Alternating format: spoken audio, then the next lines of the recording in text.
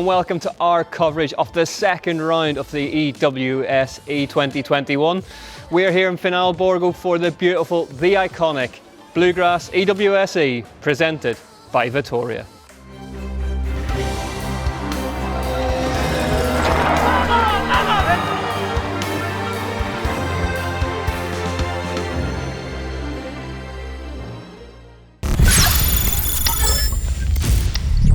No fewer than 3 power stages await the riders, as well as one of the biggest EWS-E courses we've ever put together. Let's take a look at that now. As usual in EWS-E, we have 3 loops peppered with stages along the way, with battery changes at their end. Liaisons are extremely tight, which means that there isn't a second to spare out on the course. A frankly terrifying 72 kilometres await the pros, with 3,042 vertical metres of descending along the way. But as regular viewers will know by now, it's not all about descending when it comes to the EWS-E. There are no fewer than 3 power stages to tackle, including the fearsome Rose de Pietra and a rather special final ascent to the Castel Gavone to finish off a brutal day on the bikes.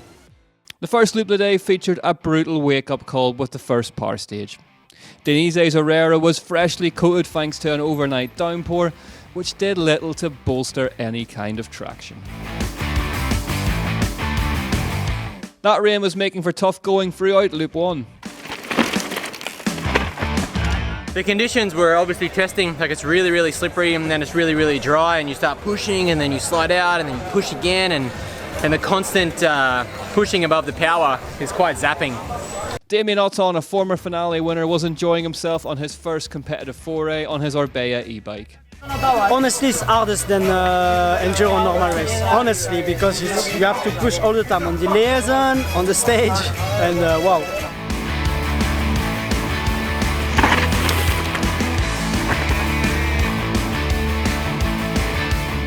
In the pro women's field, even Tracy Mosley was caught out by the tricky conditions. Just been struggling to climb my e-bike today, just making loads of silly little mistakes. It was slick, to be fair, some of the stages, so lost a little bit of time on a few of the uphills. I've been kind of off and running. Definitely got some time to be made up later in the day. The winner from the previous round, Laura Charles, had already established a commanding lead.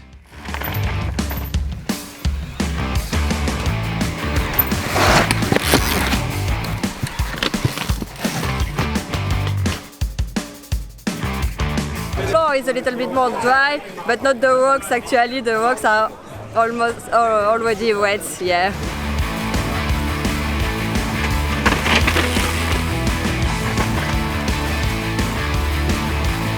The Miranda factory team had been in the wars. Tiago Ladera smashed the rear wheel early on, and despite winning the opening couple of power stages, a crash had left Emmanuel Pombo struggling to hold on the descents. Oh, not really good. I broke my rim on stage 2 and I need to come back so I just go do loop 2 and loop 3 and enjoy the race. It was another all-French affair out front.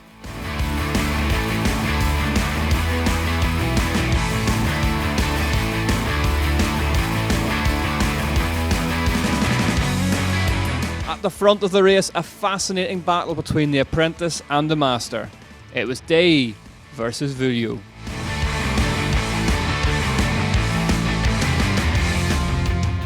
Quite fun. Like it's still it's uphill, but it's still okay with the engine, so it's okay. Yeah, we have good bike, so good team, so it's perfect. Why not just race? And I had a big crash yesterday Eve, really big on the trees. So, but yeah, so just a bit of confidence was missing.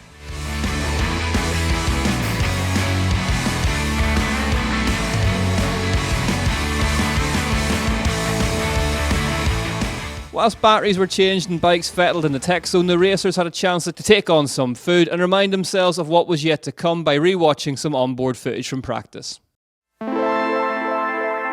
The second loop saw the racers head over to Pietra Ligure for 4 more stages, including the fearsome power stage that was Northwave's Rose de Pietra. Go, go! Allez! Allez, Laurent!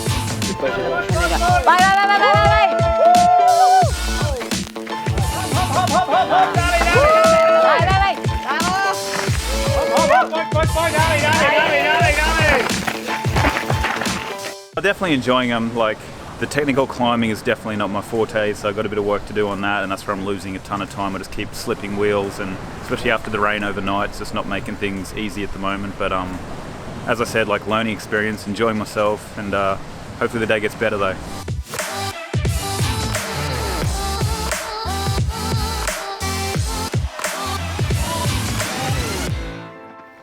Finale tends to bring out the big guns, and this year's EWS-E race was no exception, with Nico Vujo, Fabien Barel and Julian Absalon boasting 18 World Championship wins between them, lining up on the same start line. It's a first experience, just try to come and find out how is the format, how is the event, and you know, just to learn bike development, also understand what we have to do for race team in the future, etc. It's definitely super tech, quite physical, very intense. We can see that there is a need of understanding really to be able to perform. It's not only gravity, it's not only uphill, it's a big combination of everything, and it's a massive long day.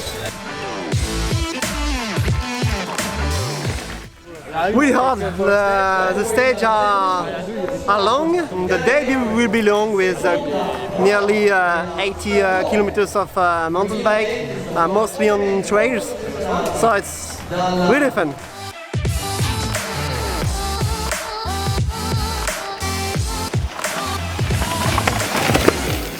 Felt like I was riding pretty good, but just haven't got the speed this weekend. Just finding it hard to like let go and get enough speed. Made a mess of the climb again.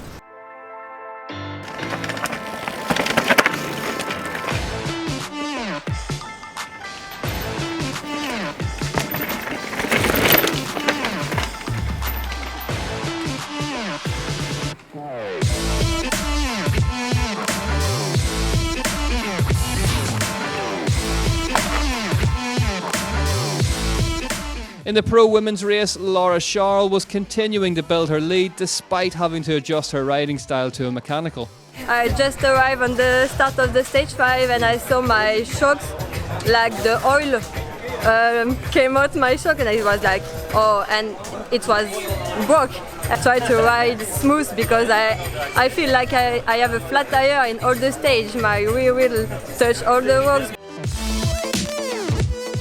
After 2 loops then, here is how the pro women's overall race was shaping up. Nicole Goldie, racing her first EWE, was in 4th behind Natalie Schneider.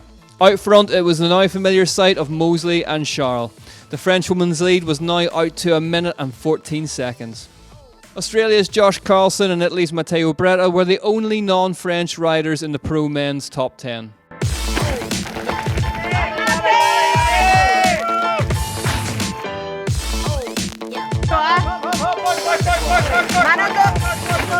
Track's drying up pretty quick, so you can start to push pretty hard. So I come into a few corners a little bit spicier than I anticipated. So I think I just got a bit of a bent chain ring, but with the power stage to come and how big stage 11 is, and stage 10, and stage 9. 9, 11 and 12 they're the stages of the weekend, so I don't want to mess it up.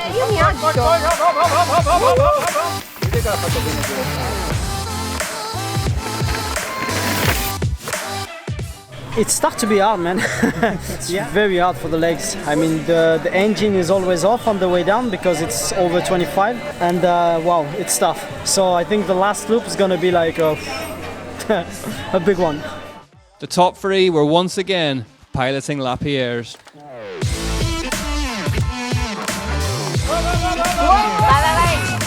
Yeah, I'm third now, so it's cool. A bit far from the teammate, but I'm happy with that, and we'll see on the last loop.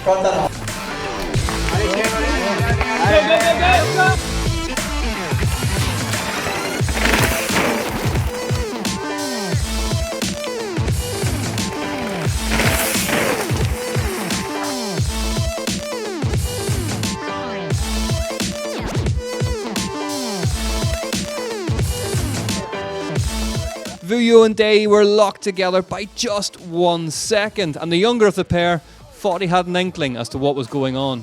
I woke up the boss this morning. Now he's hungry. I have to not exciting him too much.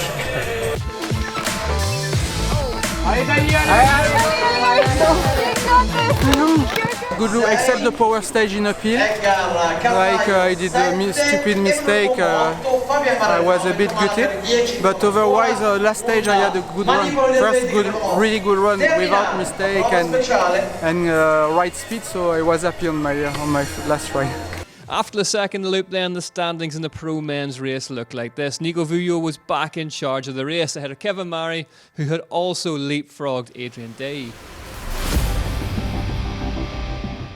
The final loop lay in wait. 4 more stages awaited, with the final power stage, the Bluegrass Gov Up, representing the last sting in the tail.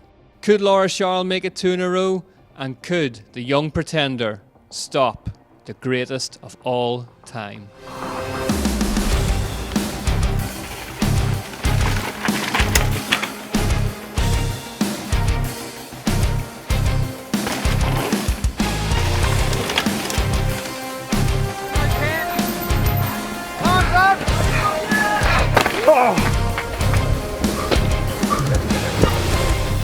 If proof were needed about just how big a day 72 kilometres on an e-bike actually was, Giant's Josh Carlson had run the numbers. That was a big day. We were just shy of 9 hours for the whole day. We were 4,800 calories and just under 3,000 metres of climbing and descending. After a superb day out on the stages, the reigning e-bike XC world champ Nicole Goldie finished on the podium in 3rd. Tracy Mosley chucked everything at the final set of stages, but it wasn't enough to stop Laura Charles.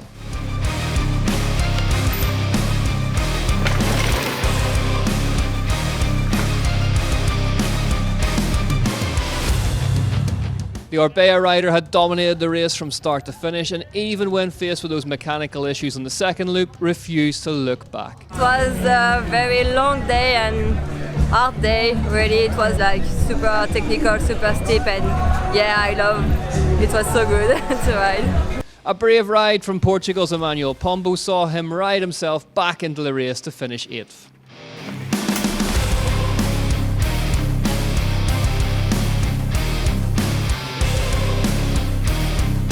The top 10 in pro men featured tight racing all day long. Alex Cure edged out Jerome Gilloux, but neither of them could top Italy's Matteo Berta, who was the first non-Frenchman in 6th. Orbea's Damien Otton, taking on his first ever EWS-E, was right at the sharp end in 5th, whilst Yannick Pontal improved on his result from round 1 in 4th.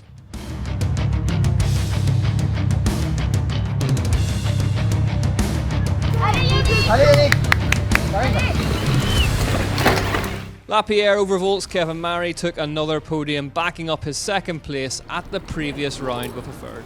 The battle for the top spot was on. At times throughout the day there'd been only a second separating them. Now it was all or nothing. Day versus Vujo.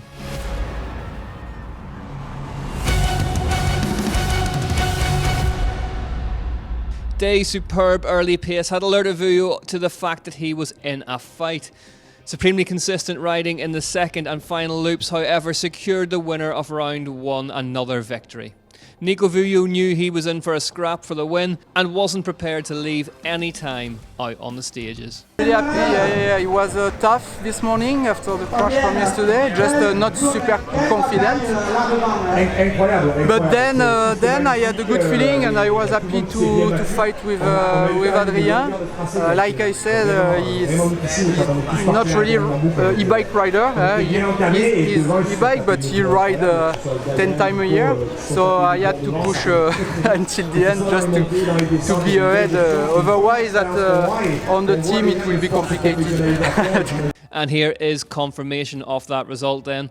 Nico Vujo takes the win by 33.16 seconds ahead of Adrian Day. Jerome Gilloux won the final power stage. Laura Charles clearly leads the way by 180 points with only 1 round left to contest. The pro men's overall, Nico Vujo leads the way ahead of Kevin Murray and Emmanuel Pombo, with Yannick Pontal in close contention. After 2 extremely dominant sets of results, Lapierre Overvolt lead the way in the team's championship, with E-Team Moustache Bikes in 2nd and Orbea Fox Enduro Team in 3rd. That is it from the Bluegrass EWS-E Finale Ligure presented by Vittoria. Our short but sweet e-bike season comes to an end in a week's time at the Vittoria EWS-E Tweed Valley in Scotland for what promises to be one of the biggest races of the year. We'll see you there.